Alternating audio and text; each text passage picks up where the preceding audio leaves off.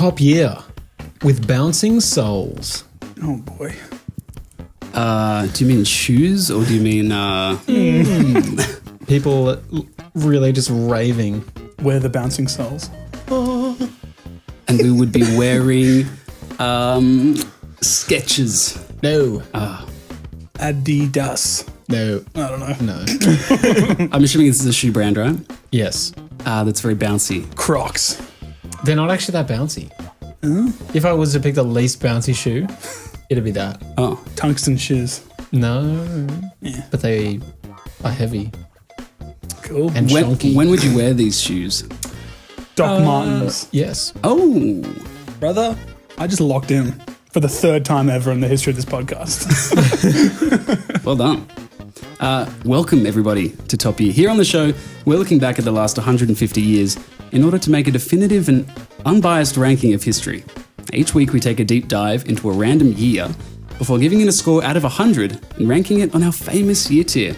I'm Max. I'm Tim Allen from the Shaggy Dog. And I'm Doc Martin from the shoe. I'm actually Kyle. I'm not Wilson. Not today. I'm a different guy today. What did we do last week? We topped up. Topped up on What was that episode called? extreme terrain. things. Extreme terrain. We went Highs, the middles, We went and mid. the lows.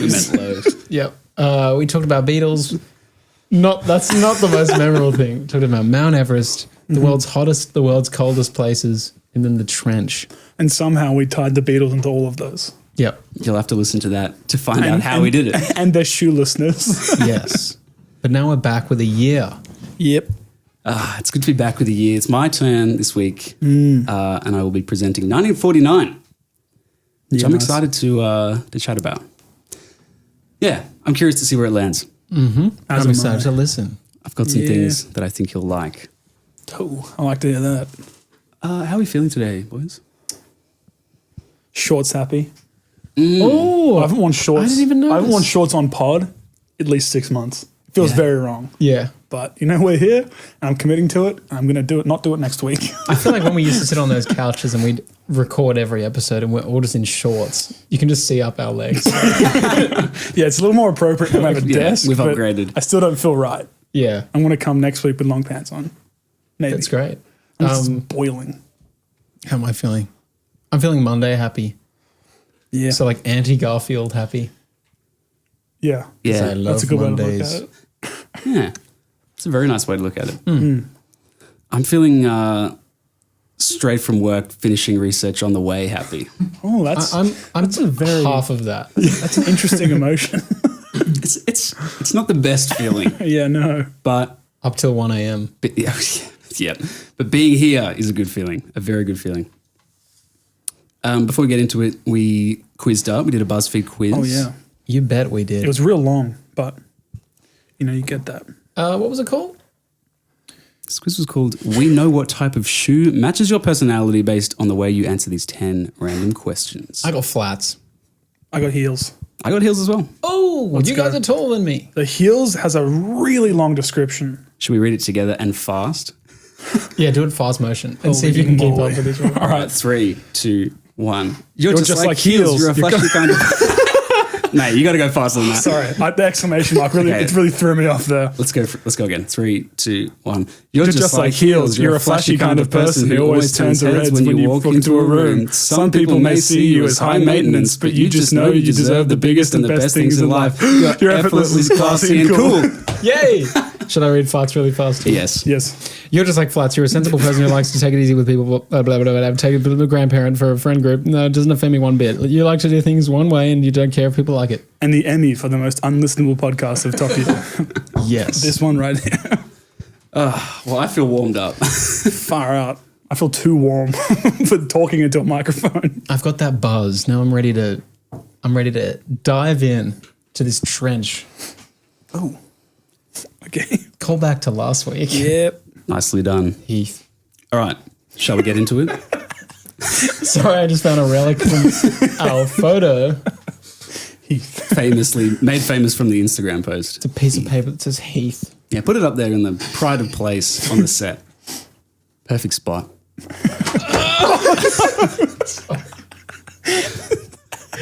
There's been destruction at the top of your set. You were so close. I knocked Gunter off Pride Rock. Our favourite boy. All right, let's get into 1949. Holy. As we always do, let's start with some people who were in charge in 1949. Aye, aye. Going to start with the first ever democratically elected governor of Puerto Rico. Shout out, Luis. What's so funny about that? Just surprised. It's just surprising. Fair enough. Luis Munoz Marin, January 2nd, came in, first democratically elected governor. Congratulations. Nice. All right, February 13th, Antonio Oscar Carmona is re-elected president of Portugal because there was no opposing candidate. So came in. Why not? Why would no one try it? Yeah. I don't know. Maybe he was just that good that they went, there's no point. Maybe. May 9th, Reign of the Third becomes the Prince of Monaco after the death of his maternal grandfather, Louis II. So new Prince of Monaco. But a little closer to home, in December of this year, the Liberal Country Coalition in Australia, led by Robert Menzies, defeated the Labor government, which was led by Prime Minister Ben Chifley. So Robert Menzies was sworn in on December 19th for his second stint as Prime Minister and held the office for over 16 years until his retirement in 1966. My God. Nice. Pretty impressive.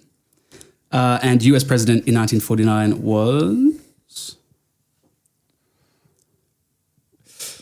That was real quiet. You could, Nah. Harry S. Truman. Harry Truman. the one in Gary Oppenheimer. Oldman. Yeah. He was inaugurated for his second term this year, 1949, and was president till 1953. Nice. All right, world population, 2.32 billion. Oh, yeah. It's a lot of trees. Going It's a back to number. that. Big number. And those people might have been saying some of these things. They might have been saying, that's ace. That's ace. It's good. Yeah, that's excellent. It's good. They might have been yapping about a bit of a bellyache. I do sometimes. Is that just the real thing? Mother, I suppose so. not again. I've got the tumbrums. Oh, all right. But you could also use that word to describe yourself complaining about something. Yeah, fair. Yeah. If you flip your wig, what are you doing? You would do a really cool, like, head movement, and then your wig goes, and then it lands back on. I was going to say something similar, which is you get real mad. That's what Scooby-Doo does in Scooby-Doo 2 Monsters Unleashed. He flips his wig? He flips his wig. And the bit where they The take only all the person who's going to know drugs. that is my brother. We'll have to get a Scooby-Doo check later on. Yeah. I do believe you, though. Yes, to lose your temper. And if someone was a hep cat, what would they be? Hepcat? Is this one of those fictional chocolate bars I was talking about? Sounds like a drug. Sort of fits. Just a bother. They might be a fan of something in particular. Cats. No. But you call people who like this sort of thing cool cats, maybe? Flats.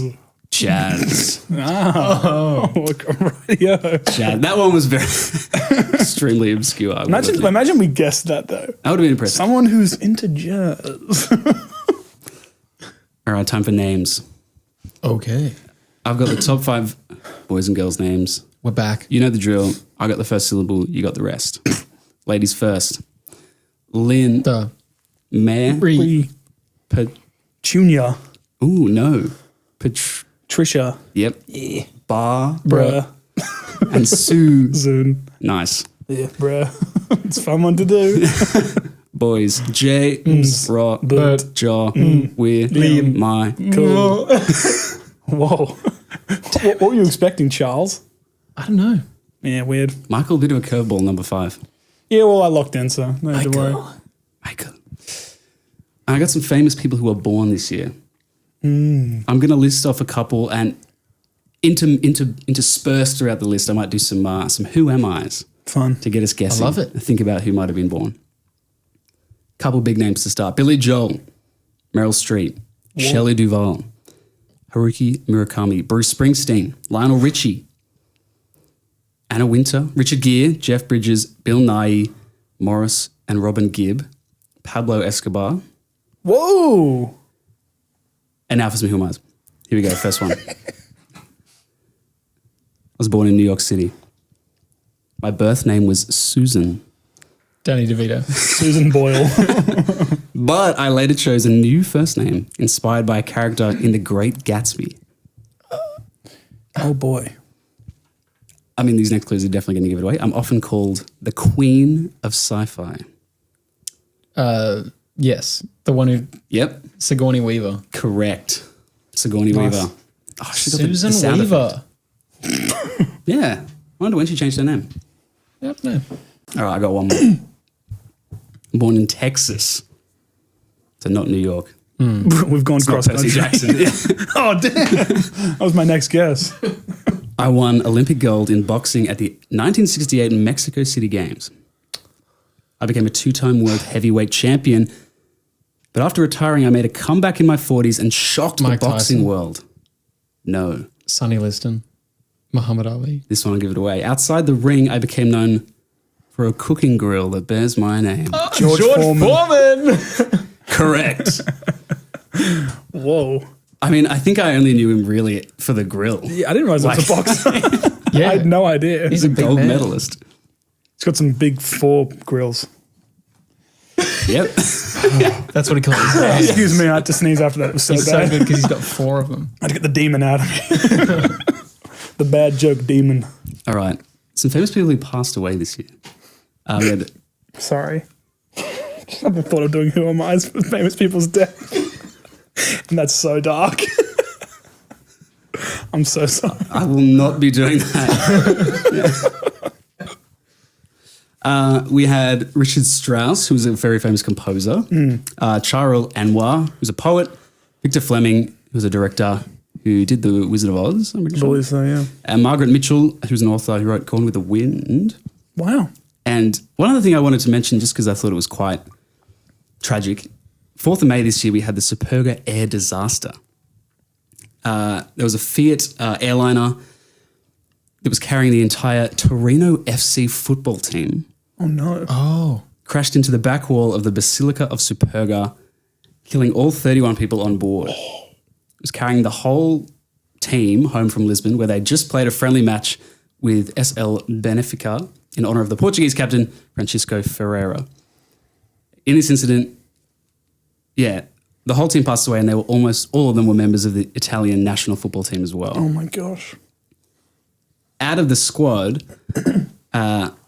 one player didn't fly due to injury, so they survived. And there was another potential signing who was meant to go, didn't end up going due to their son's health. Oh, my gosh. So very lucky that they The didn't go. survivor's guilt would be nuts. But yes, very sad. So I thought that was worth mentioning. Wow. Definitely worth mentioning. Let's keep it rolling with a bit of pop culture. A couple of songs that came out this year. Nothing that really, really jumped to mind. All right. Nothing. We had Riders in the Sky by Vaughan Monroe. That Lucky Old Sun by Frankie Lane. You're Breaking My Heart by Victor Moan. Some Enchanted Evening by Perry Como. And Slippin' Around by Jimmy Wakely and Margaret Whiting. You were not wrong. Yeah. I'm sure they're all good in their own right. Yeah. Yeah. But people could have been listening to them on the newly introduced 45 RPM records, Oh, nice. which wasn't a thing before now.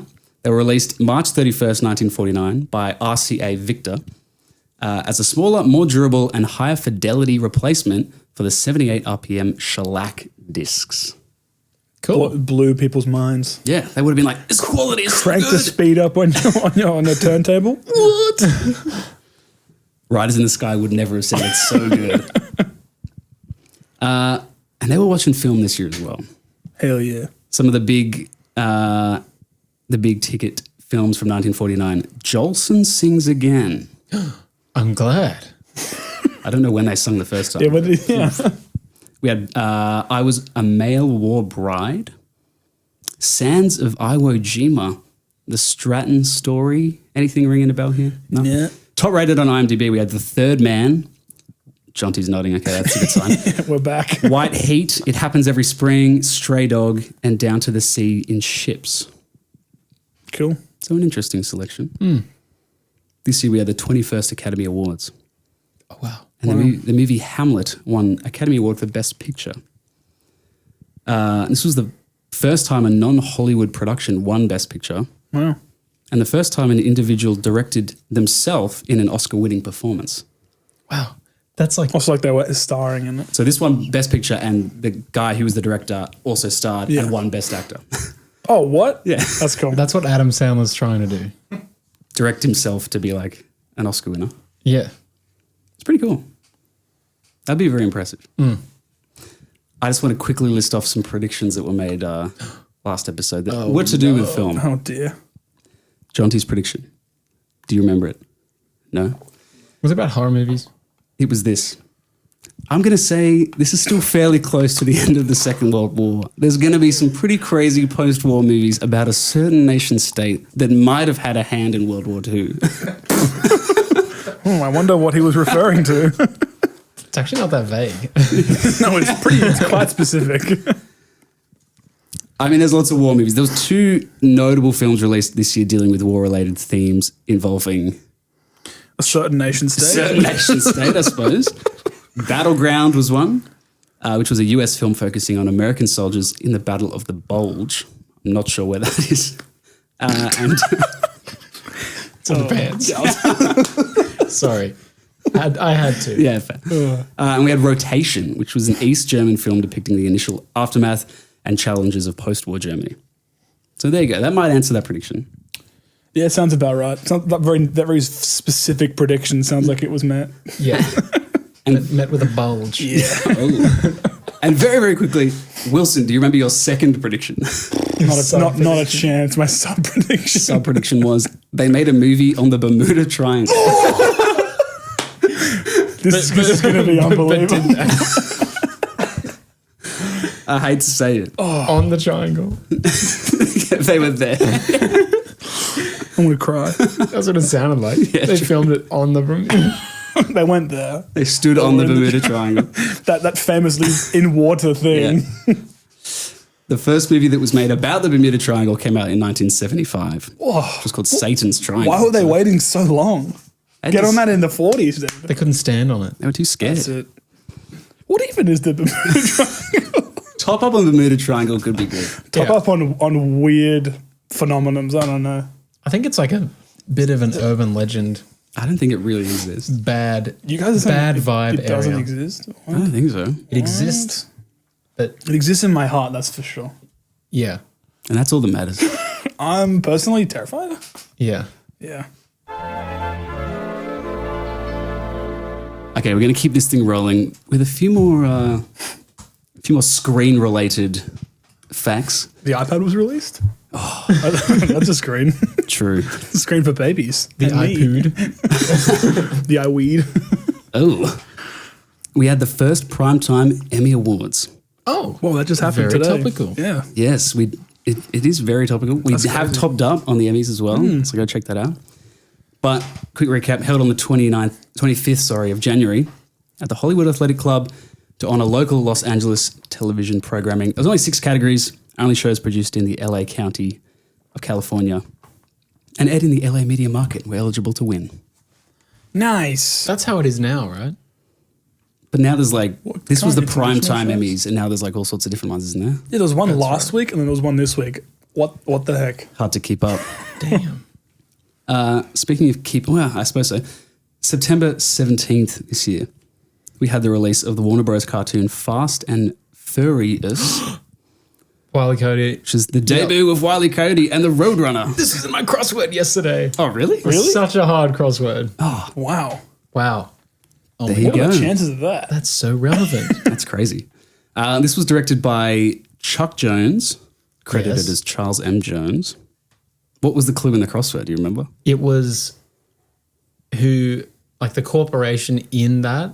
Oh, It was one of like the starred clues. So there's a bunch of them. And then it was who voices him, who directed it, what was it called, and what were the characters. nice. There you go. To give a brief synopsis of what happens, Wile E. Coyote first tries to stab the Roadrunner with a knife, Whoa. but he realizes he's not fast enough to outrun the Roadrunner. And after 11 more ideas fail, the Roadrunner is seen as a passenger in the rear window of a bus that crushes Wile E. Coyote, He was waiting with an axe. Wow. Pretty brutal. It has the classic bit of like Wile E. Coyote paints Oh, hell yeah. the tunnel on the wall and Roadrunner runs through it and then Wile E. Coyote runs into it and gets bonked. Unreal. Classic gag. Very well said. But pretty cool. All right. I learned in my crossword that Roadrunner doesn't say meep meep. He says beep beep. I've been lied to my Mandela entire effect. life by my own ears. Crazy Mandela I swear effect. that guy says meep. No. I'm going to get it up right now. Check it out. Okay. While you're getting that up, I'm going to list off some famous books. The Secret Seven by Enid Blyton. Anne of Green Gables 7. The unreleased manuscript. Death of a Salesman by Arthur Miller. Oh, yeah. Pretty famous. The Lottery and Other Stories by Shirley Jackson. The Second Sex by Simone de Beauvoir. Excuse my poor pronunciation. And some might say one of the most famous books of all time. Whoa. Is it The Brown Gatsby. the Bible? No and no. The Brown Gatsby? Yeah. It's famous enough. It's a sequel. A very, very famous dystopian novel by George Orwell. 1954. 1954. Plus Catch 22. 30. Yeah. 1984 was published in London. I saw a first edition copy of that today. That was in real bad condition, but I saw it. How much was it? Like $10 because it was like destroyed Where did you see that? at a random antique store in Barrel. Anyway, hold up. That is a meep. That's a meep. No, but I think it's a car horn. Like that's what the sound is. Yeah, but it's a meep. You can't call that a beep. Okay. But I think on paper, look at the, In the script. And the voice actor comes in. Meep, meep. Yeah. All right, we'll agree to Sorry, that was really loud, by the way. send us an email and tell us if you think that's a meep or a beep. True. I agree. While you're typing that up, I'll tell you some facts about some sports that were going on. January 1st, ex-Australian captain of the cricket team, Donald Bradman, is knighted. Hell yeah. This is the first time a cricketer is bestowed with an honour solely for their contribution to the game. I saw a Donald Bradman cricket bat at the same place today. Wow. I'm feeling real relevant right now. Did they hear this episode and then like That's And they weird. sent me to gather Barrel. all the things and yeah, Who's they, by the way? We'll never know. the powers that be. Yeah. That's just like top year. The top fathers before us. So Don Bradman gets knighted, pretty cool. Yeah. But how's this? August 3rd, the Basketball Association of America and the National Basketball League finalized their merger that creates the National Basketball Association. Wow. The NBA. That's pretty cool. Was it ABA It was just BA. and NBA before? The Basketball Association of America was BAA, Yeah. the bar, and the National Basketball League, NBL. There'd been a few earlier attempts at like these professional leagues, and the bar, the BAA, was the first league to attempt to play primarily in large arenas in major cities to like kind of take it up a notch. And prior to the 1948-1949 season, the BAA had lured away a lot of sort of big ticket players from the NBL, the National Basketball League, because they wanted to play in major venues like Madison Square Garden and things like that. And then the NBL kind of hit back by outbidding the BAA for other players. And so it was sort of, they were fighting against each other. And then several teams were facing financial difficulties. So these two leagues, they put aside their differences and they agreed on a merger in August of this year. And the NBA was born, Wow. which is pretty cool. Yeah. Curiously, the president of the BAA, Morris Podoloff, became the president of the newly formed NBA.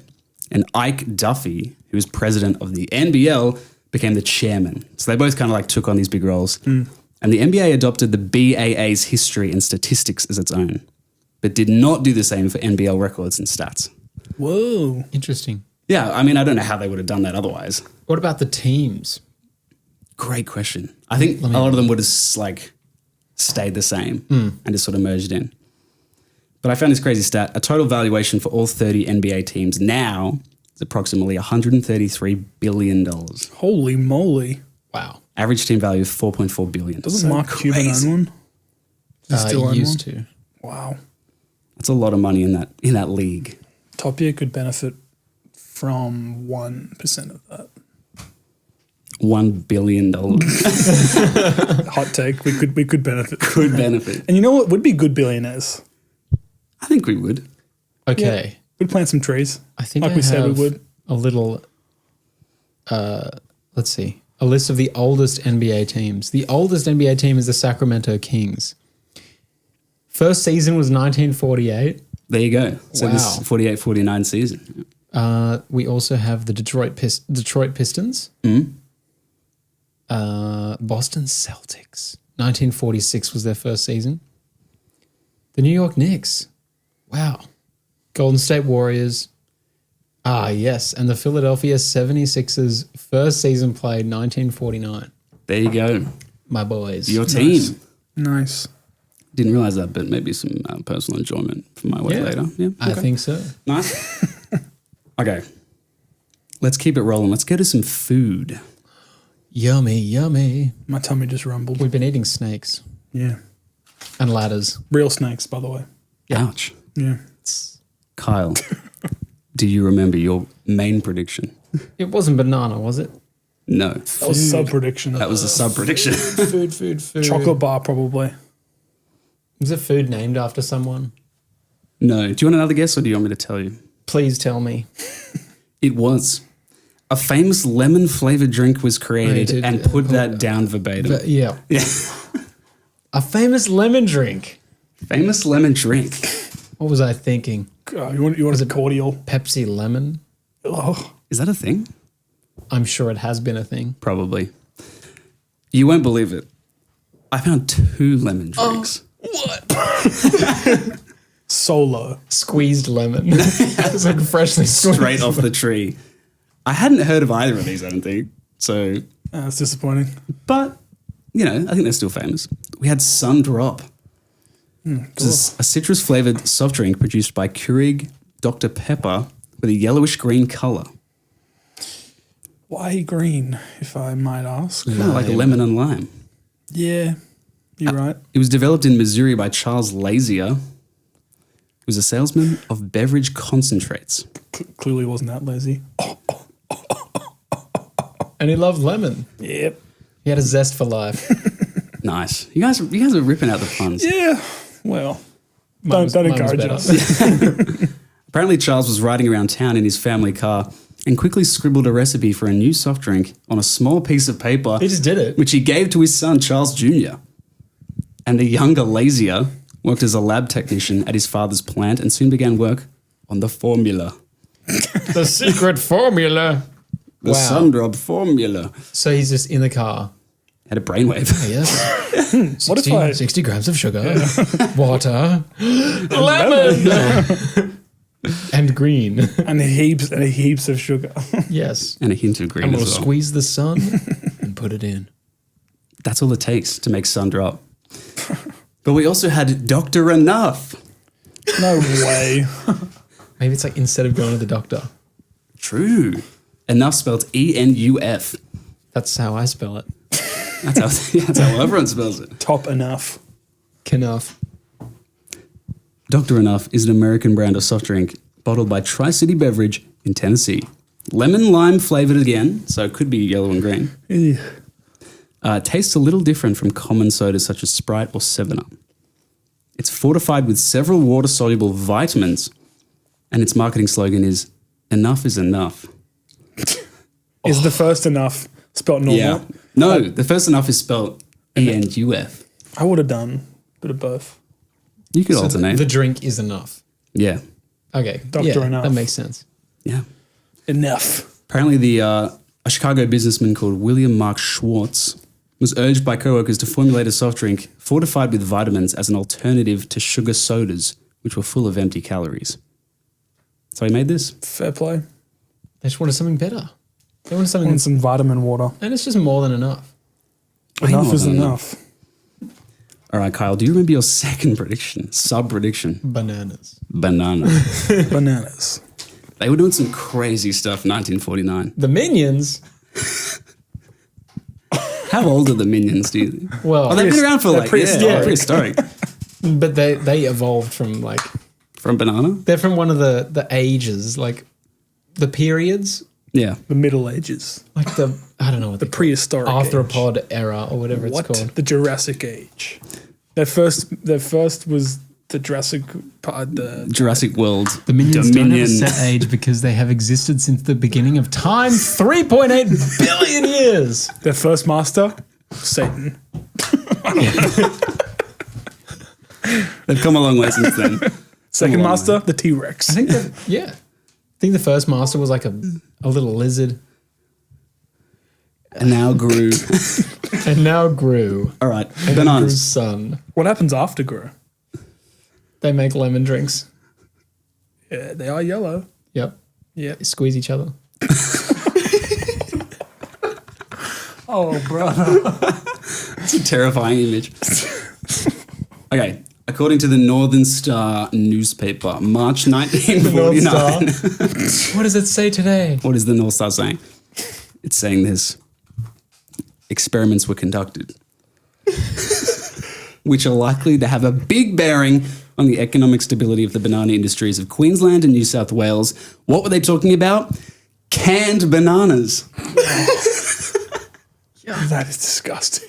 For a second, I thought we were talking about minions. Canned minions. Canned bananas. Like Banana. chopped banana or a big block. Like a puree of banana. I suppose it was chopped, right? Yuck. Why did Okay. I pick something that I don't even like? Yeah, true. Yeah, why has there been so much banana chat? It's funny. It's funny. It is That's funny. all it is. It's funny.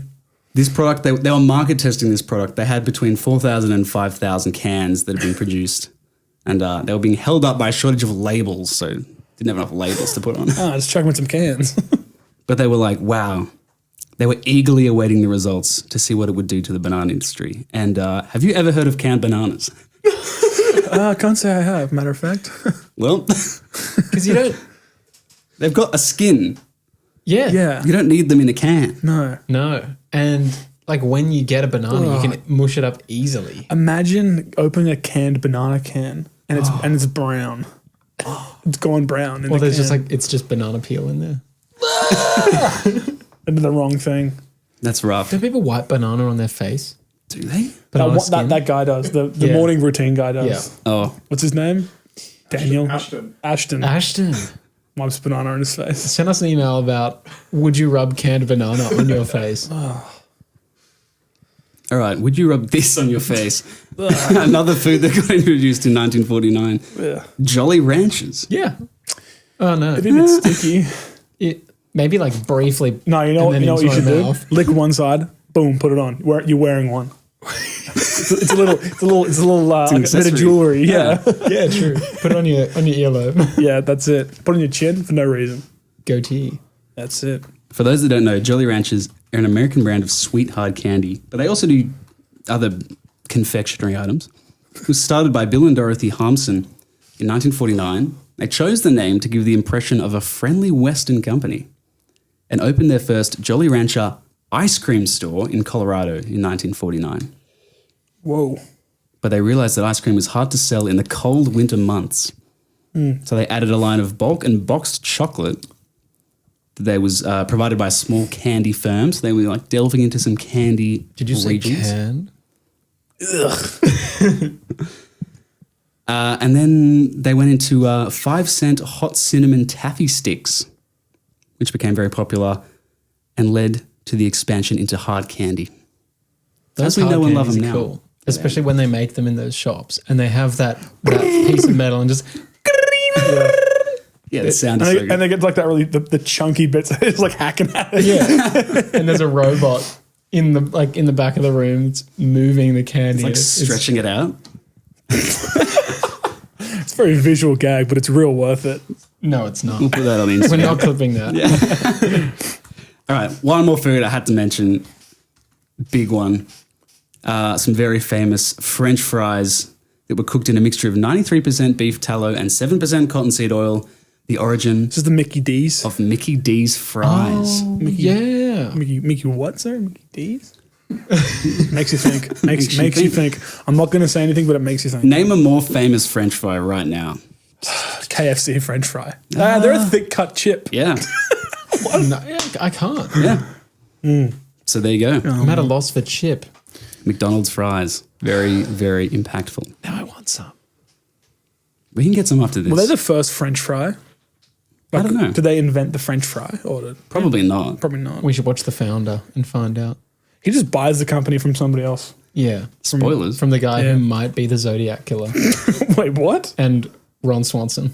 Oh, okay. Those are the two brothers who started McDonald's. All right. I got a few sciencey things and mathsy things that I want to talk about to change the tone a little bit. June 14th, Albert II. Or Albert Mark II. Or Albert II, I suppose. Albert Einstein too, what? Was released. No. Who was a rhesus monkey, becomes the first primate. Sorry, what was the first one? A rhesus. Rhesus? Yeah? Okay. Did I pronounce it wrong? Racist. I didn't hear that. What's a rhesus monkey? What's that? It's a type of monkey. Is it filled with peanut butter? Great question. And covered in chocolate. And then wrapped in a light blanket. It's quite nice to open. I don't know. I don't know how to describe this, but It's just a monkey. This looks like a monkey? type of monkey. That is Okay. fascinating. Yeah. Become Makes the you think. first primate to enter space. Oh, nice. Yeah. Abel? Oh, it's Albert. Albert. Albert II. Other monkeys had been launched in rockets. What happened to Albert I?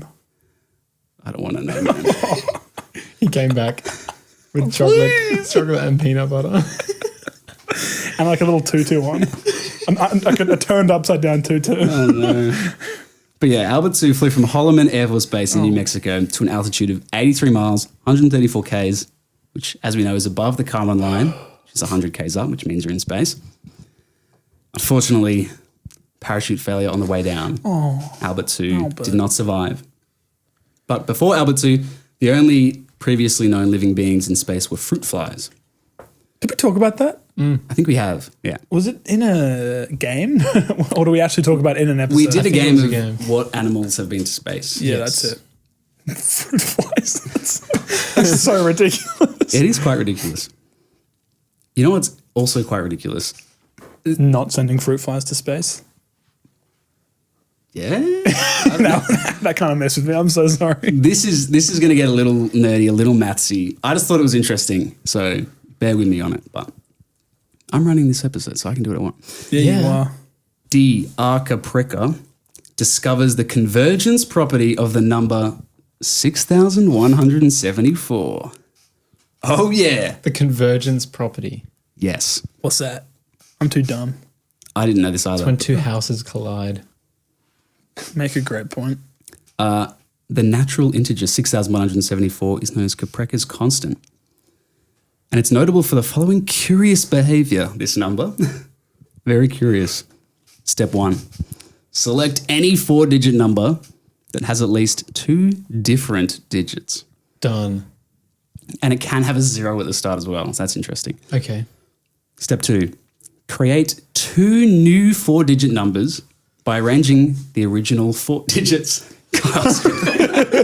This is way too much. Okay, I need to write this down. Yeah, seriously. for those playing at home, take the first 4 numbers you thought of and make 2 more numbers. One number with all those 4 digits in ascending order and the other one with all those 4 digits in descending order. Holy moly. I need to write this down. Can we start from, oh my goodness. Okay. I'm not stopping. Step 3. Subtract the smaller number from the bigger number. Damn. So there'll be the ones Don't that are we get a descending and calculator then for you? subtract the ones that are ascending. Kyle's doing it live on the pod. Yep. If the result is not 6,174, I've done it wrong. no, do it all again. Oh my gosh. You don't have to do it now. But, I thought you were going to say it's like I mean, yeah. a reflective number or something. oh, well, that is a happy coincidence of It's your an anomaly. choice. How did he discover this? I don't know. Like what? But this routine, which is known as Caprecca's routine, is guaranteed to reach a fixed point at the number 6,174 in no more than 7 iterations, at which point it will continually yield the same number. I think I missed step 2. Which is make a new number. We're not going back. It was step 2. So step 1 was 4. It's a Step 2 was make 2 more. I think. Step 3, subtract the small from the big. Step 4, get number. Get number. Arrive at number. And if I do it again, it's going to work. If you do it, you only have to do it 7 times or less, and you'll get to that same number so every convenient. time. Only 7 times. All right, we'll I try know. that after the We'll test it out. after the app. I mean, I imagine they tested it pretty thoroughly on there when they discovered it. You'd think so. I hope so. Anyway, the maths people would appreciate that one. Yes. Final sciencey thing I want to do. March 28th, English astronomer Fred Hoyle coins the term Big Bang. Whoa. This was during a BBC Third program radio broadcast. Now, as we know, the Big Bang is the theory that describes how the universe was created and expanded from a state of high density and temperature. But these theories were based on the hypothesis that all the matter in the universe was created in one Big Bang at a particular time in the remote past. And that's what Fred Hoyle said when he was going, that's not true. That's not how it happened. So he didn't even mean to coin the term. He was using it as sort of a throwaway, like, this is a silly idea that people think this. And now it's like how people understand the universe to have created. Didn't catch on until the 1970s. An issue pointed out with the name by someone called Santosh Mathew is that Big Bang implies that there was a big sound, which is not There's no sound in space. really a thing. Yeah, Of it's not an course. important feature of the model. Should it be called the Big Boom? How many of those should we give? 5. Nice. And you know what? They attempted to find a more suitable name than the Big Bang. Kyle's just found one. Are we gonna? Is our game? Is this a bang or a boom or something? Close. Buddy, you better play. You better play what I want you to play. before we get there. So Big Bang starts in 1949. They were like, this name sucks, we want a new name. So a little bit later, they held a competition to rename the Big Bang. Big Boom. I mean, it's a good option. There was 3 judges, television science reporter Hugh Downs, the astronomer Carl Sagan, very famous, and Timothy Ferris, also pretty famous. There was 13,099 entries. Whoa. Some of those entries included Metamorphosis, Supersede, Hubble Bubble, What? Bertha D Universe, Nice. DOINK, I like that one, Doink. I don't mind doing. Doink. Let There Be Stuff, and Nice. Cosmogenesis. So these are the sort of ideas. I like Let There Be Stuff. I like DOINK. Yeah, I like doink. And then Let There Be Doink. Combined our favorites. That'd be doink. Doink. and they looked through all these entries, 13,000 entries, and they went, you know what? None of these are good. Fair play. Big Bang is bad, but it's the best of these. So Wow. tough. And I was thinking, there's got to be a game here. There's got to be something we can do. And I want to give a big shout out to friend of the show, girlfriend of the show, Beck, and her podcast Zap. They do games that are quite similar to this, and she gave me this wonderful idea. So big shout out. I have a bunch of sounds, which is something we haven't really done on Top You before. I'm going to be so bad at this. A bunch of big bangs, I suppose. And we guess the bang. And you have to guess what the sound is. Oh my This gosh. I heard this on Triple J this morning, Oh, really? and it was a bowling pin. Okay. Imagine it's a bowling pin, one of them. Okay. They start very easy, just to warm up. But then there's a couple at the end, which I hope are a little bit harder. Okay. And I will say as well, Where did you source these? I sourced them off YouTube. Okay. I'll give like a 3, 2, 1 countdown What- into each sound, so it's not like a jump kind of scare for those listening. What are they from? I guess we'll find out. Well, that's the game. Yeah, you're right. You're right. You make a good point. Okay. First sound is incoming, and this I hope isn't too loud. All right, 3, 2, 1. Big Bang Theory theme song. Okay. I wonder what that is. I told you it was easy. Yeah. That was the Big Bang Theory theme song. I tried to play a very small amount because Yeah, we'll get taken down. that's identifiable. Poppy will be and we'll get taken destroyed. down. All right, are you ready for sound 2? 3, 2, 1. The Vine. Vine boom. Nice. Potentially my favorite boom. Good boom. Or good bang, I suppose. Okay. Vine bang. We're warming up a little bit. All right, sound number 3. 3, 2, 1. Volleyball. Volleyball hitting kids' face. Specifically. I think I need a little bit. It's not quite right. Oh. Do you want to hear it again? Volleyball sounds like- hitting Wilson's face. Ooh, nice. That was not the right sound. All right, sound has been lost. Hang on, this is the sound, I'm pretty sure. So it's not volleyball. It sounds like. It just sounds like I can't hear anything else. It's like one of those balls you Is it- pick up is- in oh, is it- Kmart is and it- just like kick to the other side of the store. It basically is that, yeah. not volleyball. Is it a? I don't know. I can't think of the name. It's a ball. One of those like red ones. Yes, yeah, I'll give you With that. like the line. Yeah. Technically dodgeball. Dodgeball. That's what I was thinking Oh, of. damn it. That's What I meant. Yes. You saying volleyball really threw me off because I was trying to say dodgeball. Yeah, okay. The picture I've got is one of those red Yeah. balls. Yeah. Okay, nice. Hey, we got it. Yeah, well, I think we did. We got that. I think Sorry, that I counts. stumped us with volleyball. I kept trying to think of the movie. I was like, I can't stop thinking of volleyball. Damn, the listeners are going to be like, how did they not know? Two big booms for not us. Justin Long is going to be listening to this and he's like, guys, I've heard he's a big fan. yeah. So is a Vince Vaughn. All right, sound number 4. And Rip Torn. Oh, he's in volleyball. Sorry. I heard Ben Stiller also likes the pod. Shout out Ben Stiller. He would have thanked us in his Emmy speech if he got the award. You know. Next time. Yeah. All right, sound number 4. Here we go. 3, 2, 1.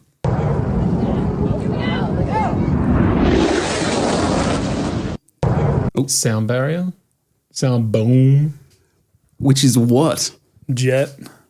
I mean, I suppose those are two, right? I Sonic guess. boom. Sonic boom, indeed. Jet breaking Mark 10. Can we hear that again? I don't really hear much. I could be deaf. Oh, really? I thought I was going to hear like boom and then Yeah. Yeah. I just kind of had like a. I know. I thought it would be more of a boom sound, Like a- but this is it. Maybe this was a poor example of a Sonic No, boom. I appreciate it. But- I hear Sonic. You still got it right. Gotta go fast. All right. Now I think we're getting a little harder. I think we're getting harder. This one's going to be pretty short. I mean, we got stumped on the ball. Are you ready? Sound number 5. 3, 2, 1. I'm going to hear that 18 more times. All right, here we go. Is that a microwave? No. The reason I'm giving this so short is because there's a little bit. I'll play it a little bit longer and then we'll get more of a clue. Are these booms? Well, I suppose just it's not really a sounds? boom. Guess This is a bit sounds. more of a sound. Does this sound pre-boom? I didn't want That sounded like I was a caveman. pre-boom sound. I should have explained at the start. I don't want to play anything really loud because it's going to be too loud. So this is just a sound, and I'll give you another clue. They're getting a bit more podcast related now. I'll play it for you again. One more time, please. Here we go. Man, that's really got me. That's really. Let me play it a little bit longer, and I encourage you to think about things that we've done on the podcast, I'm thinking back to all 100 episodes we've done. things that we've physically done.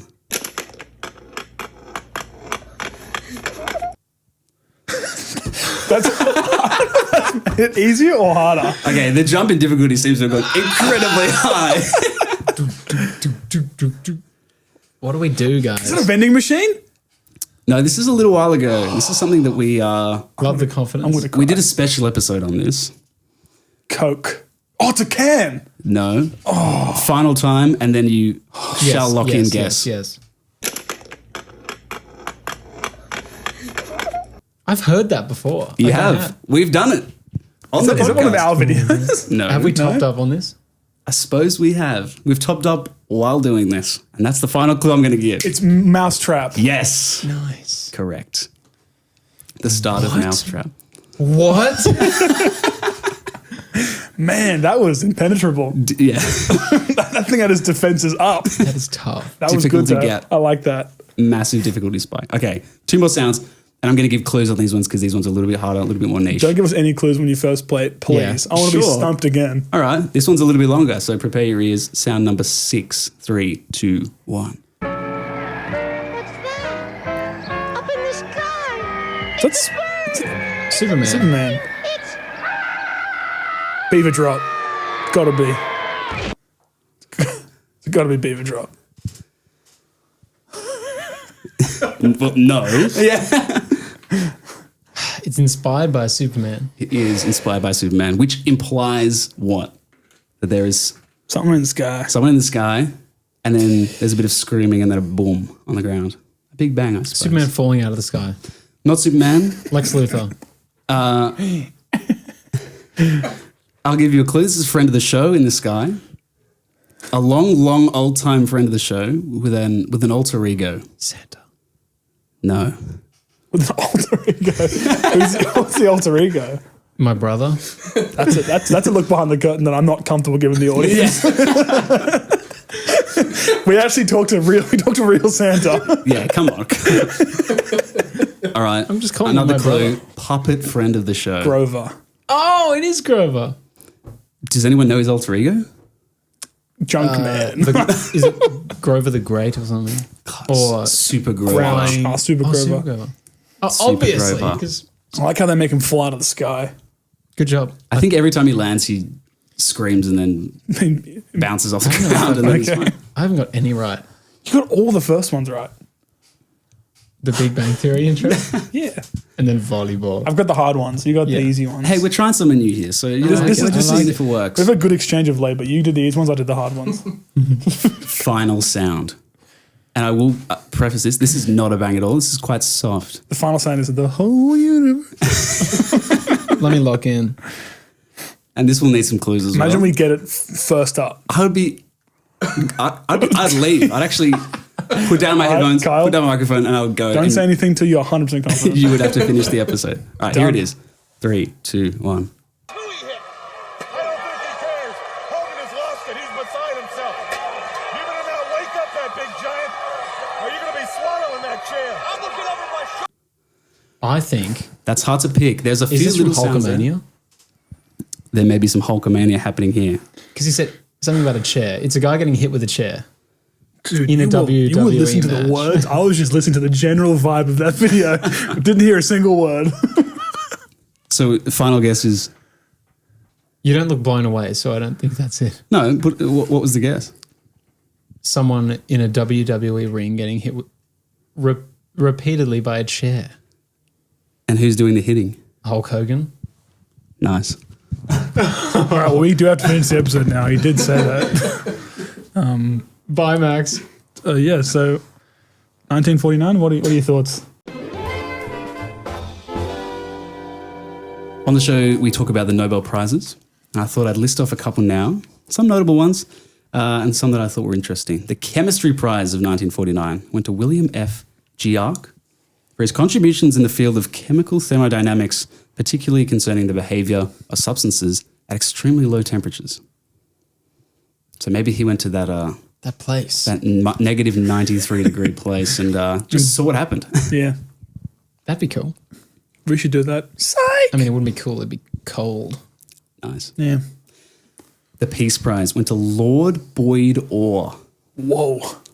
It's quite a hard name to say fast. That's a Lord name Boyd from Orr. like 1432. But That would make him incredibly old. This was for their lifelong effort to conquer hunger and want, thereby helping to remove a major cause of military conflict and war. Wow. Want. It's a crazy description. Apparently, during the Second World War, he proposed the idea of a world food plan to President Franklin D. Roosevelt of the US. And in 1945, he was elected Director General of the Food and Agriculture Organization, which was the first of the specialized organizations established under the UN.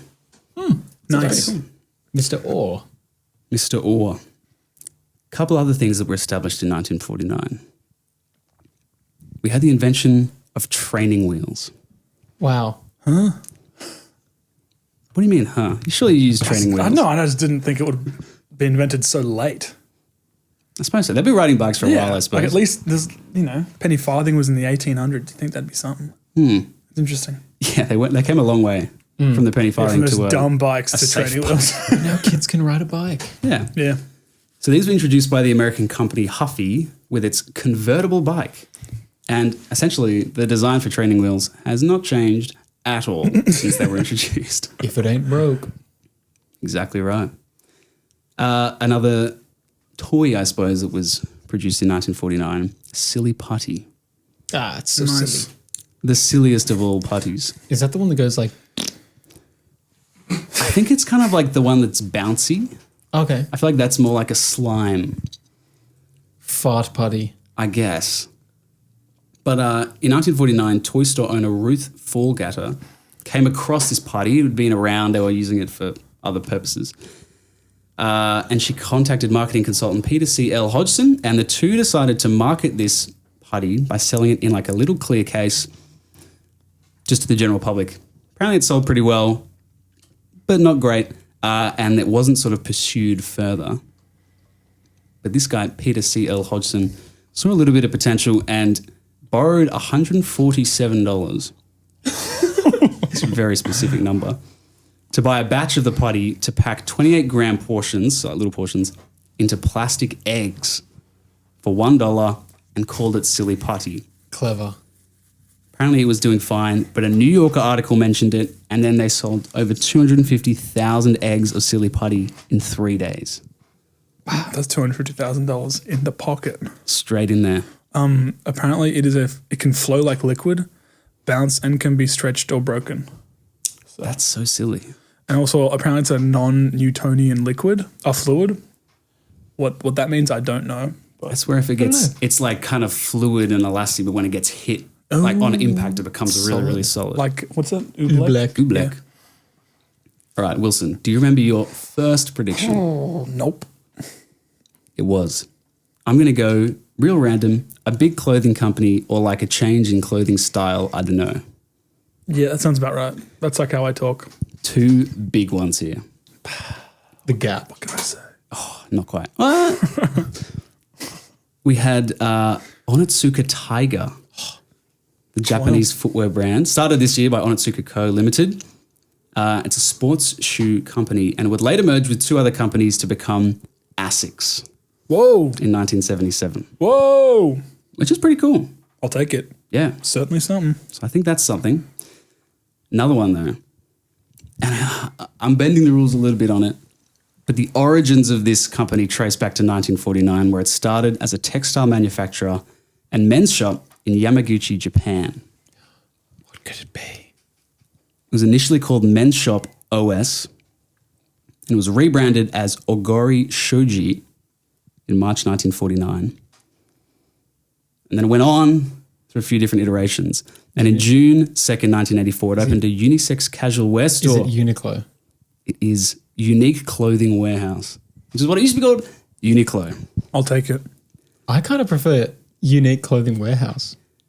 This is interesting. Apparently in 1988, during administration work, when they were registering the brand of Unique Clothing Warehouse, someone misread the C, I assume from clothing, as a Q. And Tadashi Yanai, who was the head of the conglomerate that owned it, liked the error and shortened the name to Uniqlo. Huh. That's cool. Nice. There you go. So that's a I big was there one. today. Did you get anything? I did not. Yeah. Fair enough. Okay, Wilson, real quick. Do you remember your third prediction? I had 3. Yeah. Yo. I went too hard. You with the went crazy with predictions. predictions, man. That's potentially too many.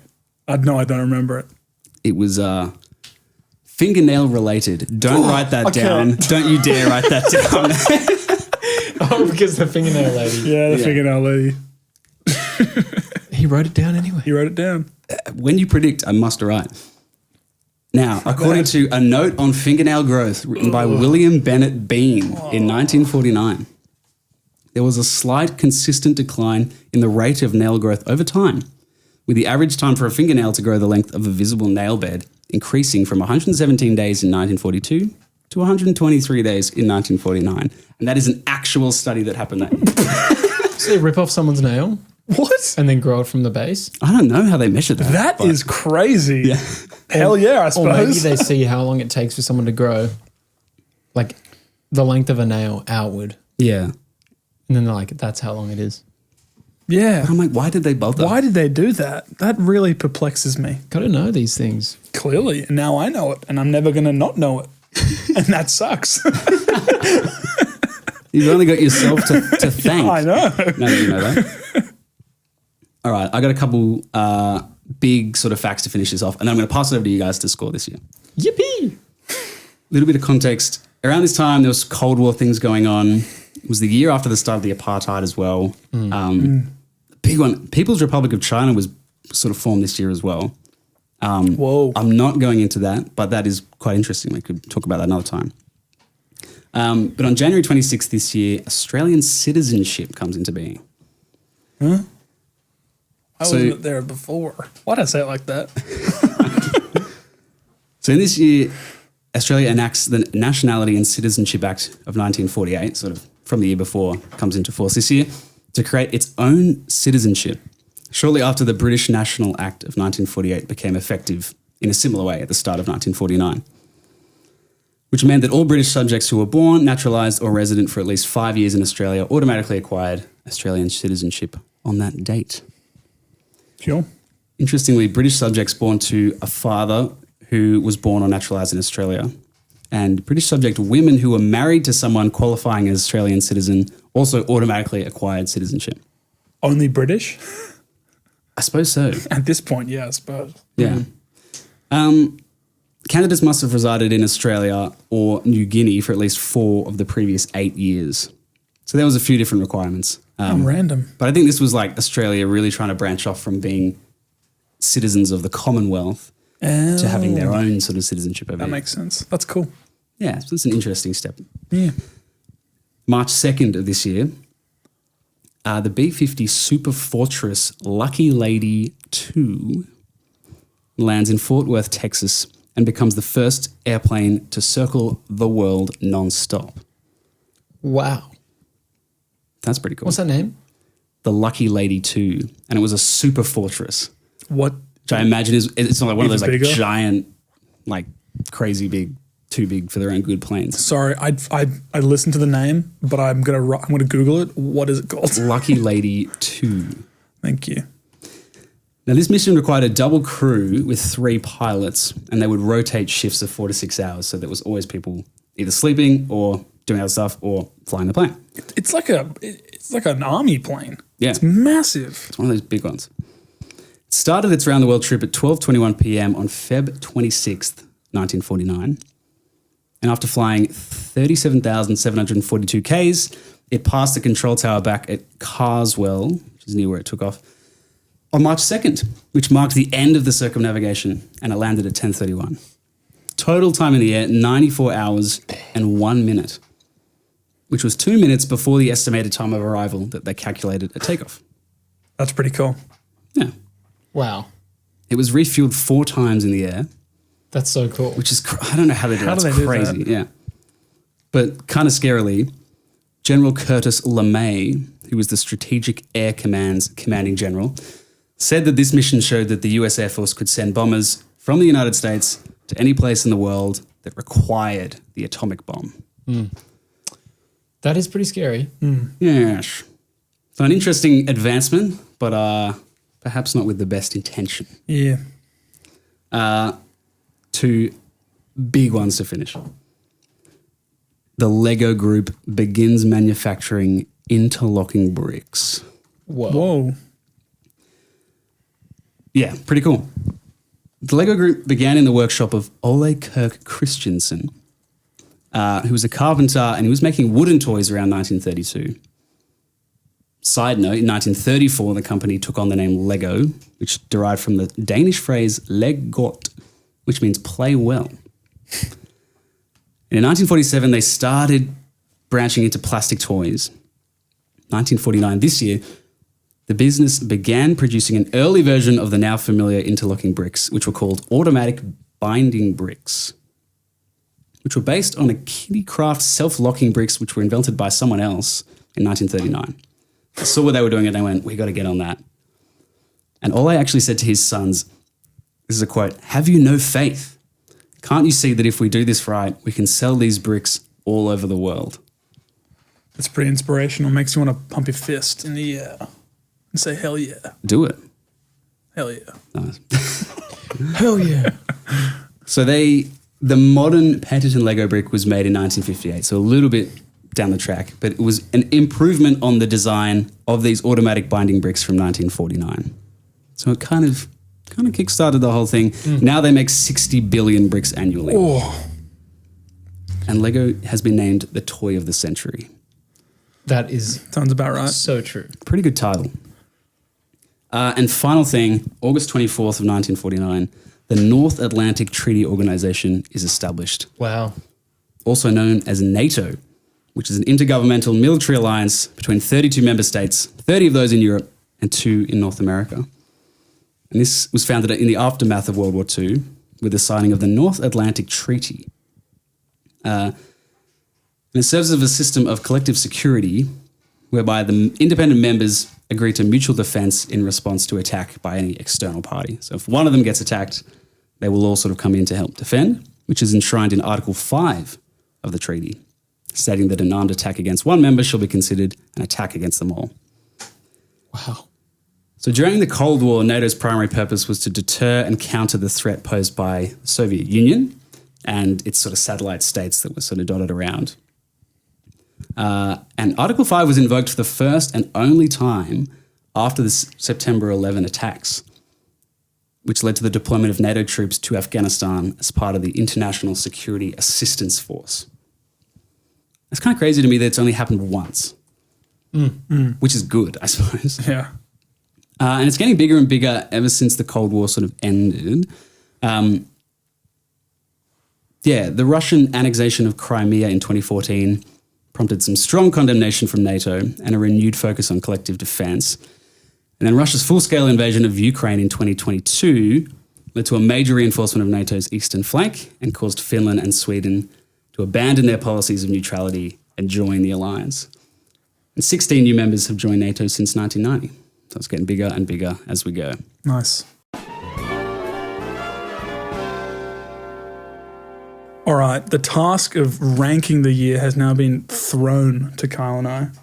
Passed. I got hit in the Thrown, face, caught. and then I caught it in my hands, and I went, yee! Safely caught. Yeah. And the way we rank the years at Top Gear Studios is through our new and improved and lifted and facelifted ranking system. Glowed up. It was glowed up. And that is 5 categories. Kyle and I give that a score out of 10 for 20 overall for that ranking and 100 for the final year. Those 5 categories are pop culture, global impact, technological brilliance, legacy, and personal enjoyment. So the first one is pop culture. From memory, 1984. 1984. Yeah. 45 RPM discs come in, Yeah. Yeah. which is pretty big. Are those the big ones? They got bigger. Yeah, I can Google that later. yeah. Wile E. Coyote starts. Emmy Awards began. Death of a Salesman's also pretty big. Was that the first Looney Tunes cartoon? Pretty sure, yeah. Nice. That is actually Whoa. significant for me. So that is pretty big, I think. I'm glad it's significant for you. I'm going to get that. Macca's Fries Yeah. could be pop cultural. That's pretty good. John T just whispered. Oh, thank you, Jonty. Lego. I forgot that's a multi-category option. And Lego. my basketball It team. unfortunately isn't the first Looney Tunes. Oh, Yeah. my bad. Sorry. Withdraw that from consideration. 7. NBA. 7.5. Actually, no, 8. Because Lego. But it's, It's the toy of the century. yeah, Lego. And the fact that you can join them and they stay together, Yeah. it wouldn't be the same Yeah. What would it be without it? on the floor. Just a brick. Nothing. Yeah. Couldn't build the Millennium Falcon. A pile on the floor. I'll go 8 as well. Okay. That seems pretty good. I'll take it. Is that too high in your opinion? Global impact. Global NATO. impact. Huge. Yep. That's very big. I'm just perusing through my notes to check anything else with a bit of global impact. Lego again. Big Bang Theory, although I think I might save that. I don't think that's quite a big multi-category topic. Yeah, that's kind of it, to be honest. And I will say there's a lot of other things happening this year which were influenced. Like the Cold War was going on, apartheid was beginning. What was it about China? The People's Republic of China was officially proclaimed this year. I'm going to go with 6.5. I'm going to go with 6. NATO is huge, but Yeah. it's kind of a fail-safe type thing. Yeah. And fair for enough. year-specific things like major events of the year. Technological brilliance. Lego. Yes. The Big Bang Theory. I mean, I think that's up there. Like, Yeah. Lego is a 5 category. It's got to be. Yeah. Legacy. Legacy. I think them sending primates into space for the first time is pretty big. Yeah. Yeah. Like that seems to be a pretty big jump. So I want to throw that into contention as well. Yeah, fair. I want a 7. 6. Okay. This score's slowly building up. And Legacy. Second last but not least. I feel like a broken record, but NATO, Lego, both of those extremely long-lasting legacies. Canned bananas. Canned bananas is a little No. a little less so, Australian perhaps. citizenship. I'm going to go with 8. We now have to check that box saying we're Australian citizenships whenever you're applying for a job or doing anything. Big Bang, I think, is also very significant. Yeah. Would you give it? 8. I'll go 7. And last one, personal enjoyment. Final category. Yes. 9. Yeah. The game was good. And we talked about Lego. I'm glad you guys survived the game. Yeah. That game stressed me out so bad. Yeah. Well, I'll keep refining it. Solid Yeah. score. But Yeah. again, thank you to Beck for giving me that game idea. Did you give that a 9 as well? Yeah. Oh, all right. That actually ended up better than I thought it was going to be. Final score of 74.5. That's solid. That is very solid. Pretty solid. Where does it sit? Right In the at B? the top of the B tier. Wow.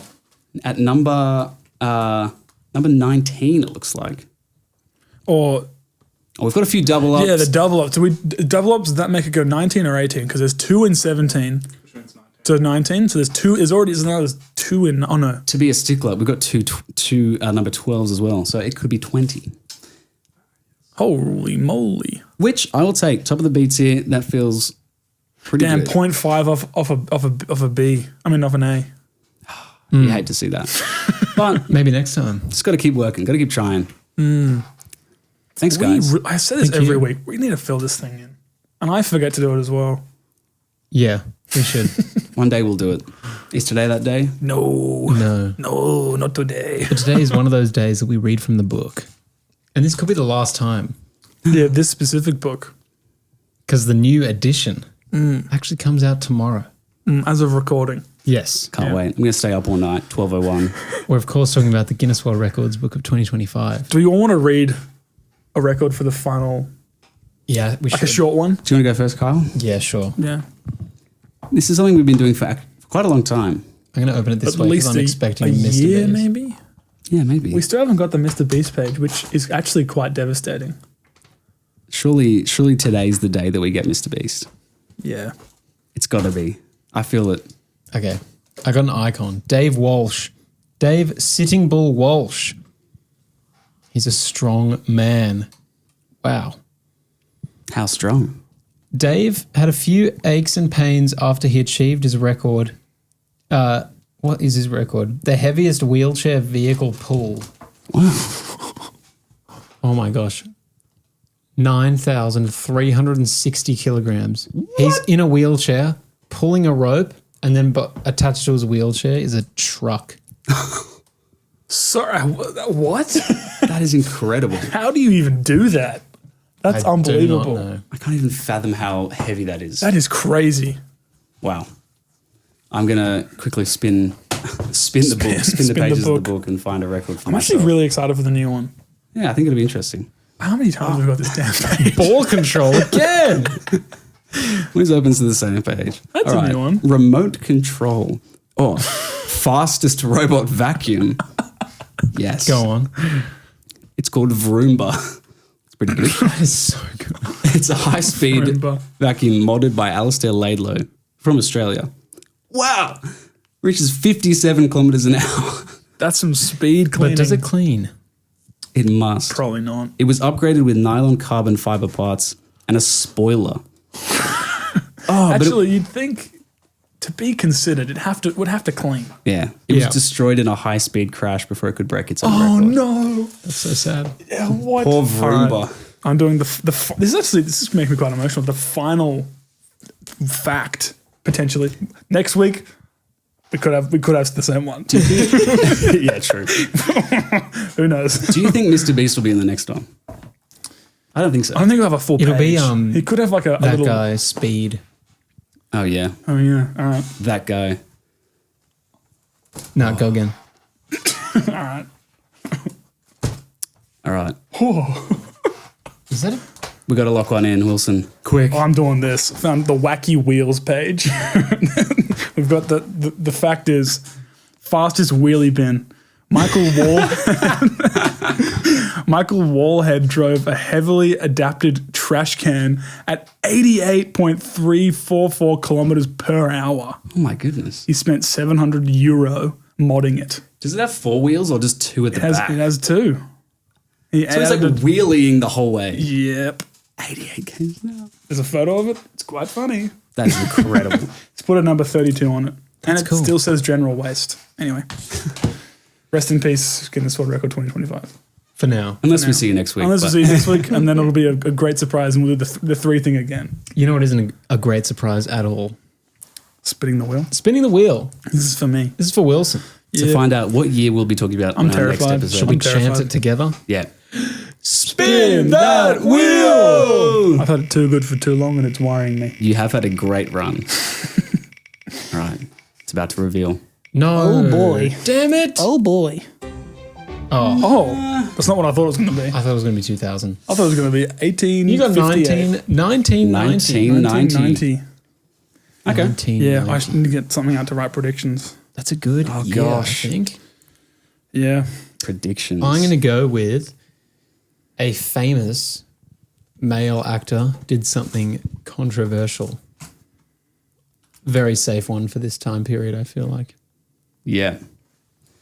I'm going to say a really famous and well-used, regularly used computer program or software was developed. All right. Nice.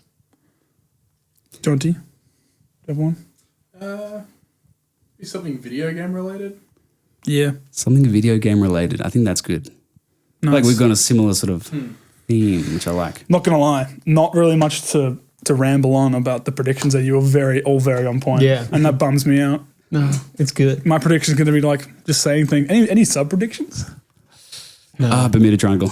Oh, love it. Bermuda Triangle check. That's the new banana. What were they doing? Well, thanks for listening, everyone. We hope you had a good time. Thanks for letting us, I don't know, occupy your ears for a little bit. Hope you learned something, maybe. Yeah. Hope you didn't get too distracted from whatever you're doing. Or hopefully you did actually. Or hopefully you did. Matter of fact. Unless, yeah. as long as it was something safe to be distracted from. Yes. Yes. But until next time, Whoa. For more distracting but good content, Whoa, you nearly ended it without us. I'll put in my place. check us out at Top Year Pod on Instagram, YouTube, and TikTok. Yeah, check out the YouTube. We're posting real videos there again. Yeah. With us really there. And if you want to tell us how we look whilst recording, email us at topyearpod@gmail.com. topyearpod@gmail.com. That's it. And if you find random screenshots, just send them of us. I don't know. Maybe don't do that. And until then, have an awesome day. Have a fantastic week.